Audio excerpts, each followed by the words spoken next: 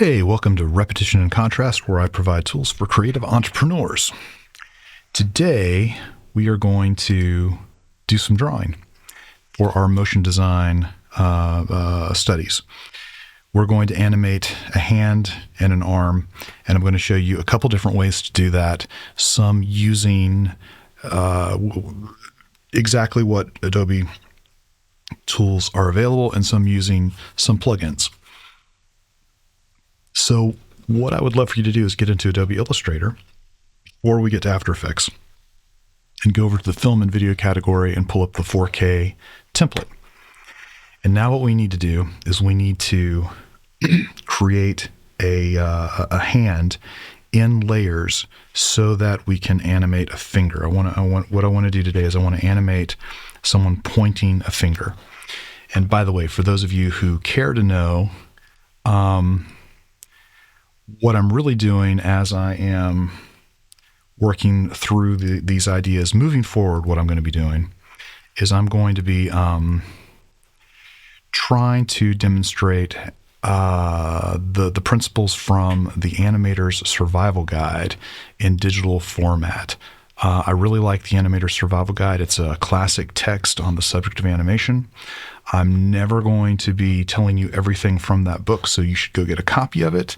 But I will be using it as sort of a template for what needs to be learned. And right now, as I'm demonstrating this particular idea, I'm pulling some of it, at least structurally, from page 50, where we begin talking about arcs in relationship to body parts. And the finger is the first thing that he talks about in that book in terms of dealing with how the body moves. And to put it in context, things in nature move in arcs. Things that are man-made generally move in lines. So we really want to think about arcs as much as we can in the beginning here, and animating something as simple as a hand is going to end up being sort of a microcosm of other body parts we're going to want to animate in the future. So what I've done here is I've basically drawn the back of the hand. If you didn't understand how I was doing that, I was using the pen tool, and then after I drew the specific points for a hand, this doesn't use the finger. I need to build the finger on separate layers. Once I've got the parts of the hand drawn, what I'm really doing is I'm just putting in a point for each place where there might be a difference of direction in sort of the outline that I want people to see. I'm going to, while having that selected, I'm going to change it to a color that might be representative of some kind of skin tone. Feel free to alter that as much as you want. Then what I'm going to do is I'm going to draw another piece, which is going to represent sort of the fingers that are behind my index finger. I'm going to draw my index finger in a way that is on separate layers. And the reason I'm going to do that is so that it's the part that'll get animated.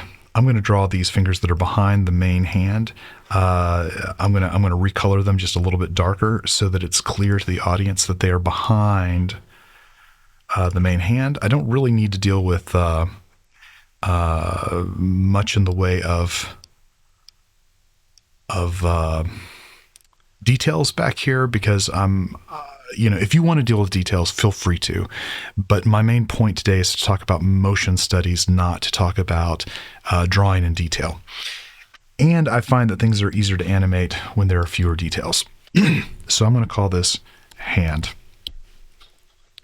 Then I'm going to create a new layer, and I'm going to basically draw my first knuckle. And I'm looking at my own knuckle as I'm doing this to sort of think about how this should function.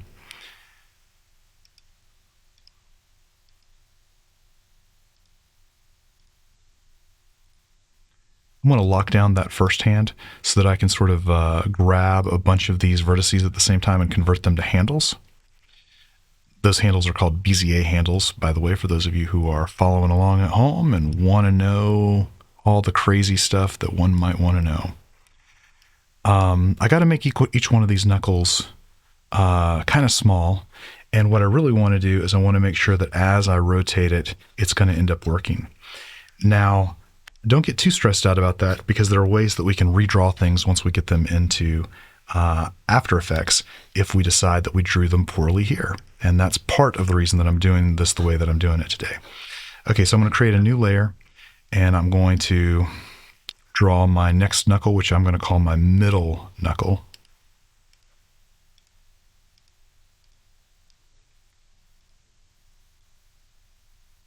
If I select the whole thing, it won't let me convert things to handles, but if I select most of it, it'll let me convert all of that I've selected to handles, and then I can just come in here and grab that last one. If you've never drawn this way in Illustrator, by the way, I made this knuckle way too large. There we go, that's probably better. If you've never drawn this way in Illustrator, I'm going to be doing a deep dive on how to draw in Illustrator in my design studies video this week. So join me for that if you need extra help with this principle.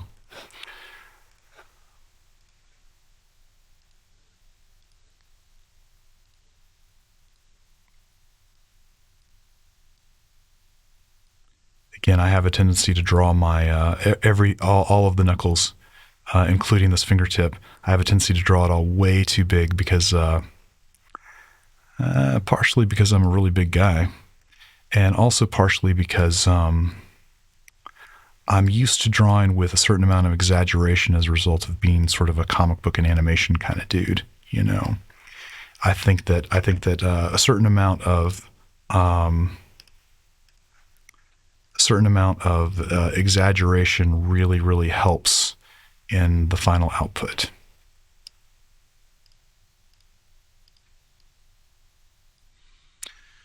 Okay, now what I want to do is I want to make sure that none of these bits have outlines. I want to do away with all of that. I find if you want to deal with a bunch of details like holding lines around your drawings, I'm going to be dealing with that in a future date, in a future lesson. But I do not think that today is the right day to talk about it, because I think that we'll get bogged down in that, because it gets complicated quickly. Oh, good grief, come on.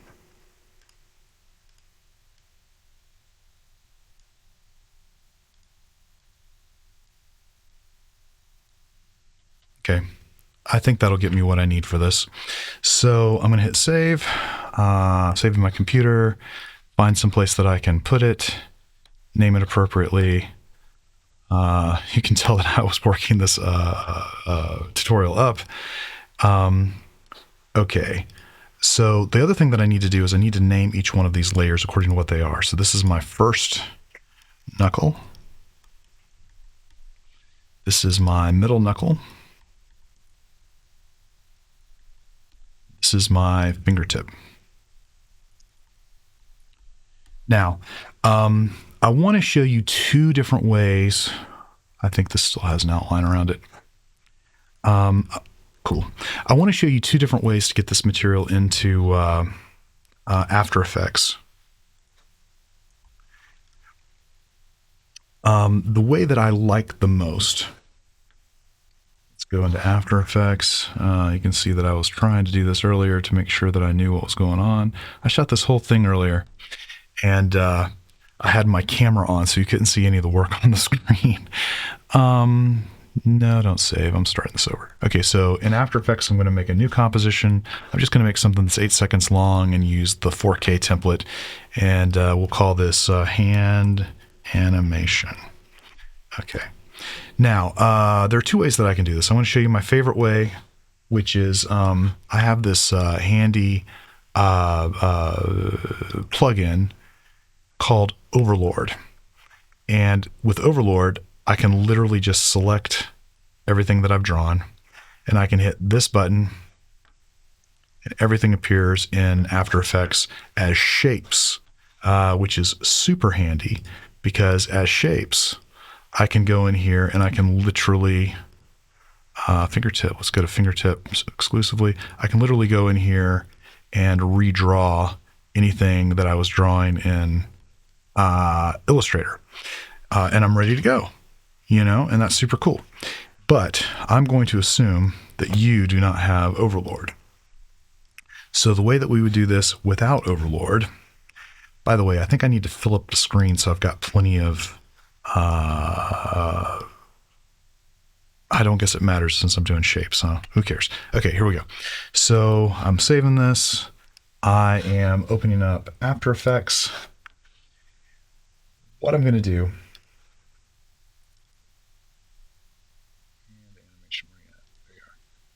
is I'm going to grab this AI file that I just made, this Adobe Illustrator file, and I'm going to drop it in the bin of footage. When I do that, I get this message that says, "Hey, how do you want to import this? Do you want it to be composition or footage? And do you want it to be layer size or document size?" And in this particular instance, the correct answer is composition layer size. I say okay, and now I have a new composition here in my bin that's called Hand 01. And if I double click on that, I can see everything that I just drew in Illustrator as Illustrator files on the timeline.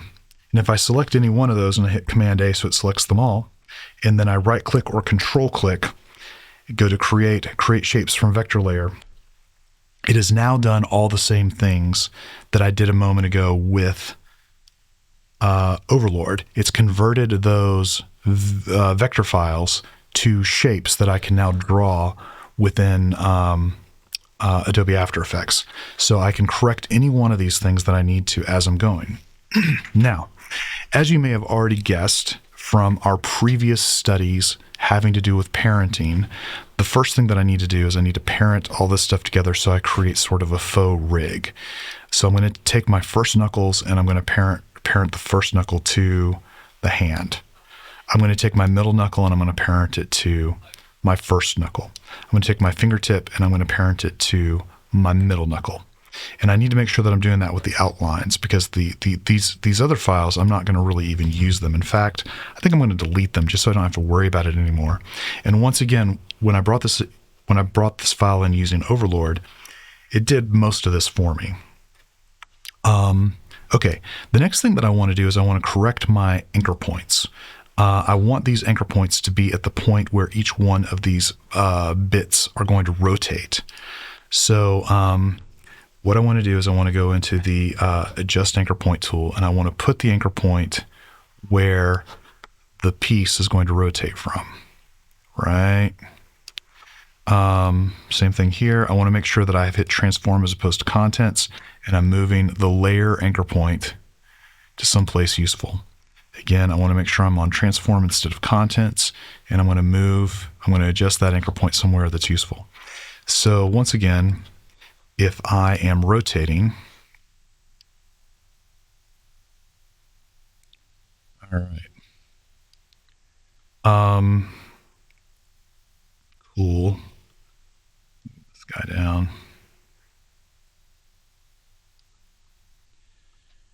So I don't think that I made each one of these things large enough. I'm guilty of making them too large sometimes, and I think that what I really did in this case was not make them large enough. So I'm just going to grow them up a little bit. And now let's see what that looks like. Yeah. Okay, good. Okay, so here's what I'm going to do. I'm going to start this animation at 1 second, and I'm going to give myself a rotation keyframe on all three of my knuckles. The first thing that I'm going to do is over the course of about a half a second is I'm going to rotate the finger forward. And then I'm going to give myself a keyframe on each of the other knuckles. And then over the course of the next half second, I'm going to rotate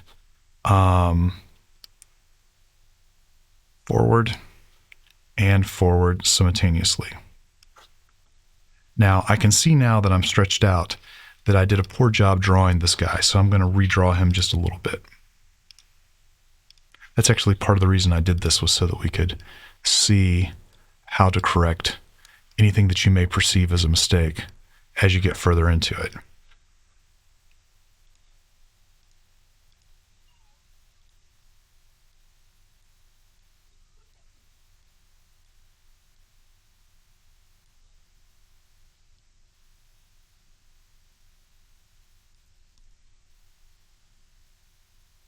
Okay, so now that's a good starting point. You'll notice that I always say it's a good starting point when I just get the basic motion happening, and now I'm going to be dealing with easing. So for this one, I think that I'm going to be able to mostly correct it by just using easy ease, and then on these guys with easy ease. Oh, it's not letting me do easy ease for both of them at the same time. Hang on, what's going on here? Keyframe assistant, there we go. Cool. Okay, let's see what that looks like. Okay. I feel like the knuckle looks good, but I think that what I really want is for this to sort of flip out and then get slower as it gets to the end. So I'm going to select these two keyframes, and I'm going to go to my graph editor, and I am going to make this go way faster, and therefore these two go way slower. Let's see how that looks.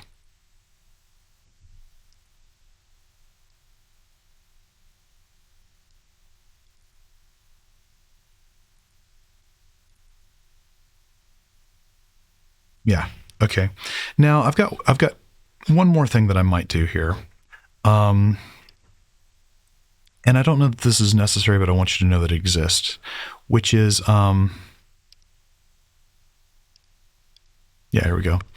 After Effects has this option of adding motion blur to any kind of animation you're doing, which will ultimately make the thing look a little bit more realistic. Early animators, they actually would occasionally draw things that were stretched out in order to achieve this motion blur idea, and After Effects is set up to be able to let you do it without having to do as much stuff. Okay, so now I have a finger pointing animation happening. The next stage for getting this working the way that I ultimately want it to work is I'm going to create another new composition, and I'm going to call this one arm. Oop. Let me change one thing about it that I forgot to change. I'm going to make this one like preposterously big. I'm going to make this an 8K composition. And let me fit this so that we can see the whole screen. Okay. I'm going to use an additional plugin right now called Rubber Hose. And I really love Rubber Hose. It's beyond the purview of this video to explain all of the backstory behind Rubber Hose, but just know that Rubber Hose is a plugin that will allow you to mimic old school style animation more quickly than you might otherwise be able to. And that's the reason I'm going to use it today. But if you by this point, you should probably have a concept of how to build an upper arm and a lower arm, and use anchor points in order to come up with how they're going to rotate, and do that whole business yourself. That what I'm really going to do here is I'm going to put in an arm. I'm going to attach the hand that we just animated to it. And then in order to demonstrate the idea of nested compositions. So if you don't have Rubber Hose and you want to just make an arm to go along with this, that's totally cool. So the specific Rubber Hose thing that I want to use today is I want to use a tapered Rubber Hose. And now that I've selected taper, I want to say new Rubber Hose. And I'm going to call this one right arm.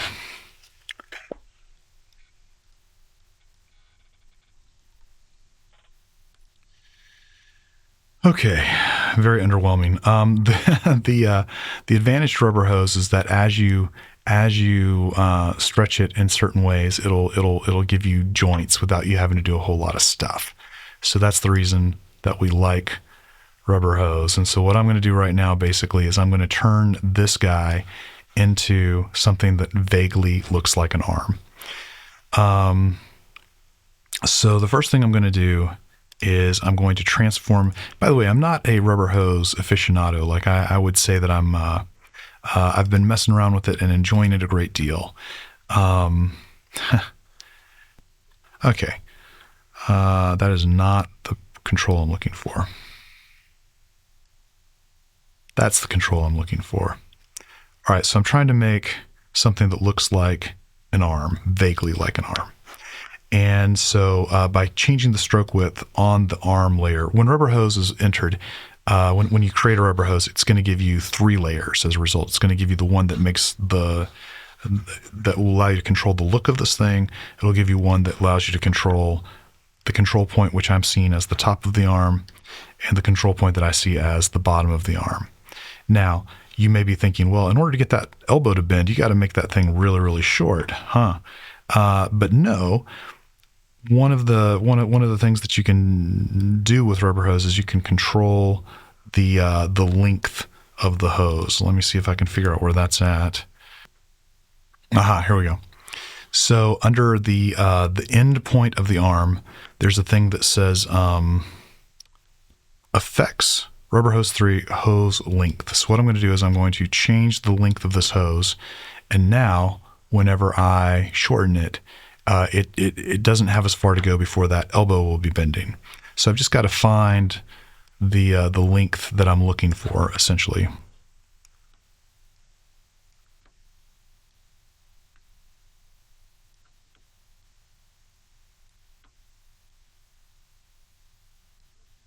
I want to control the taper of the arm. So I'm able to do that here.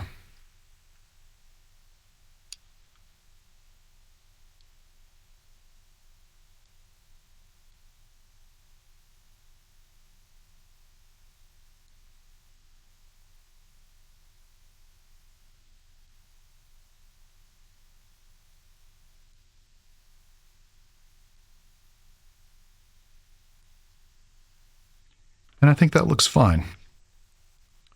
So now what I'm going to do is I'm going to bring in the hand animation. So the hand animation was done on hand 01. If I just bring that in here,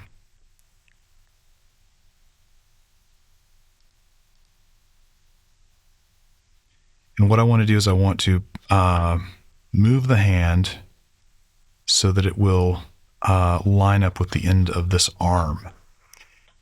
So I'm going to transform it in terms of scale. Sorry. And I'm going to put it here on the end of this arm. And I'm going to change the anchor point. Oops, come on, anchor point. To the end of the arm. And now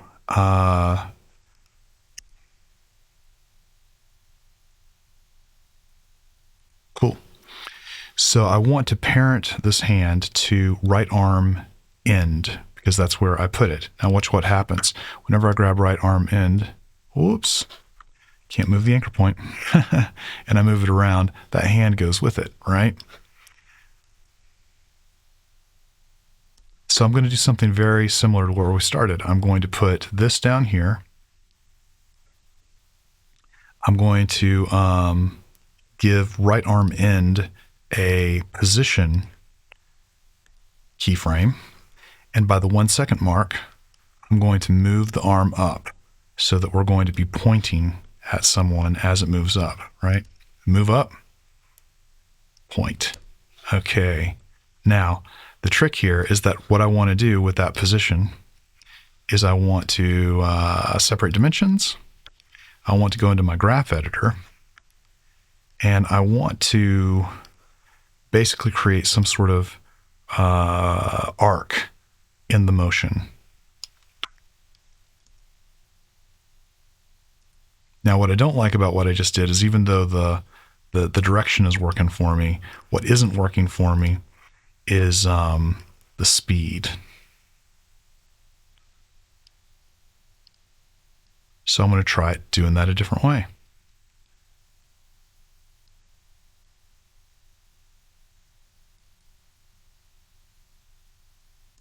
Okay.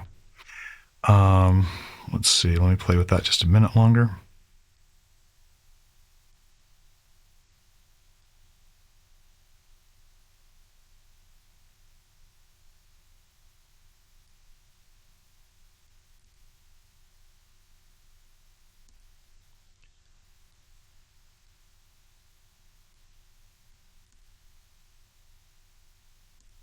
Yeah, it's still too. Yeah,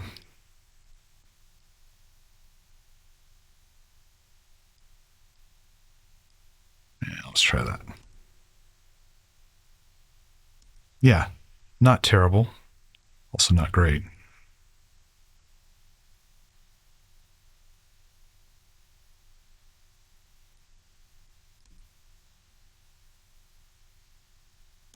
Yeah. Okay. I don't mind. Let me make it just a smidgen slower, and then I think I'll have it.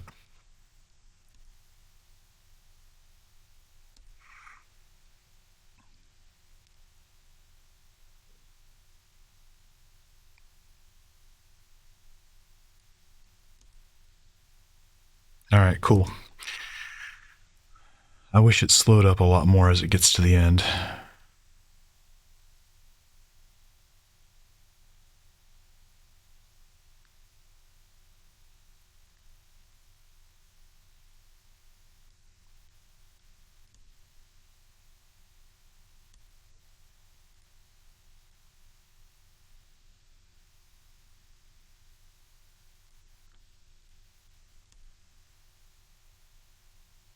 Yeah, okay.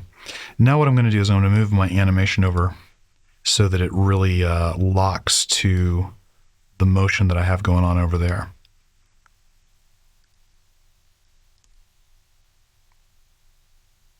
Yeah, cool. Okay, now that I have this animation happening pretty well, what I'm going to do is I'm going to go back to my hand animation, and somewhere around here, I'm going to reduce the finger back. So basically, I'm going to do the opposite of what I already have happening. So I'm going to grab these keyframes, copy and paste them so that we didn't go anywhere. Then we'll grab these keyframes, copy and paste them so that we're pulling our finger back into place. And then I'm going to grab this keyframe, paste it over, grab this keyframe, copy it, and paste it back so it finishes the move. Now when I go back to arm, here's what I got.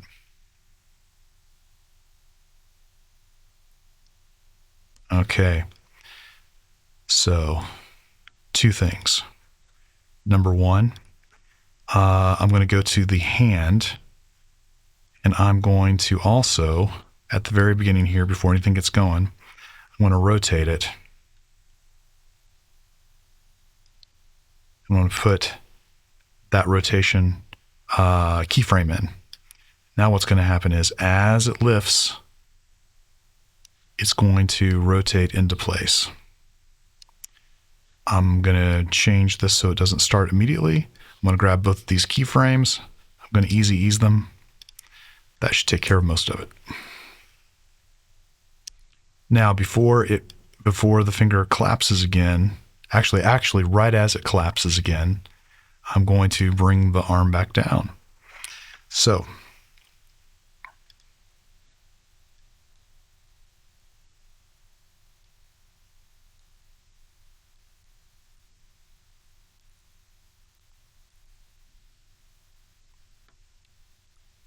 gotta fix that arc.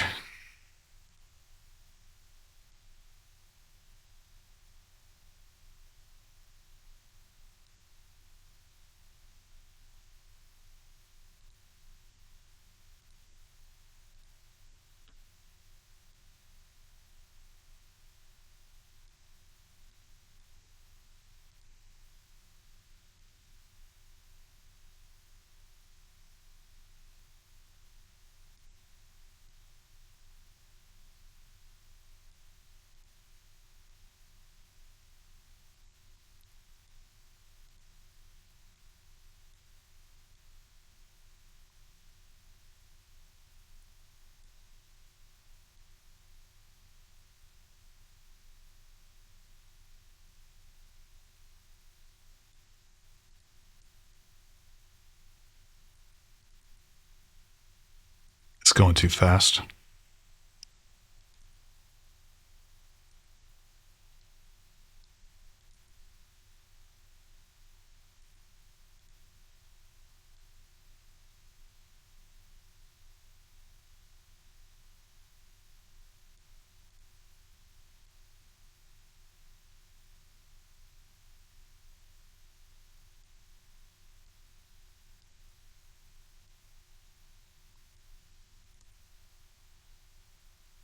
Yep. Okay. And now I need to rotate that hand back.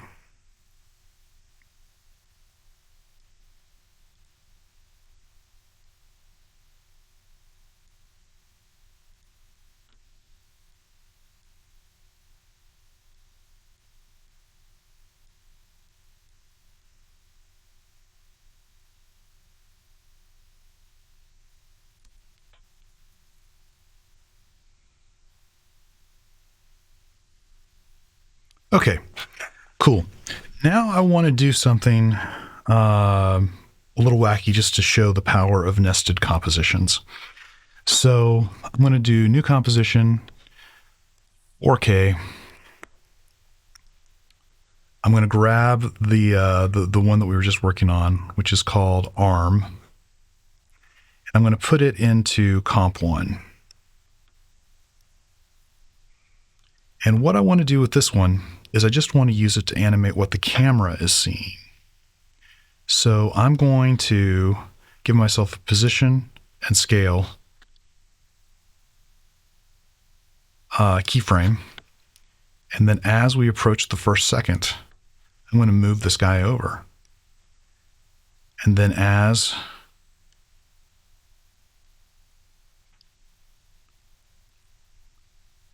we move the arm back down, I'm going to move the camera back into place.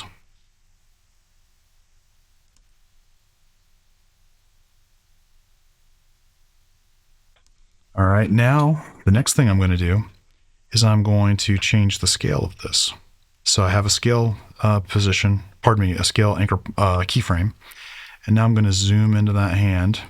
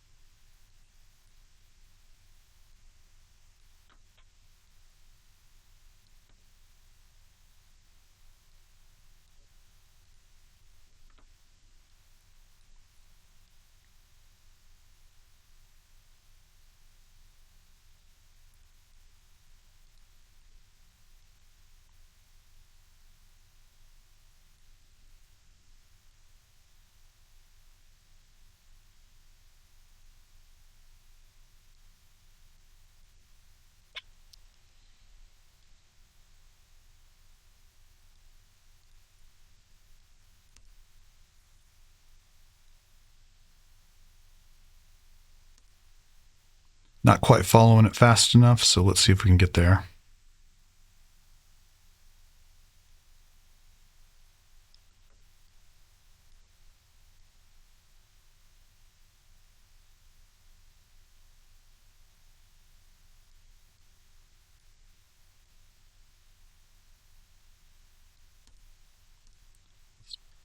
Slap an easy ease on all this.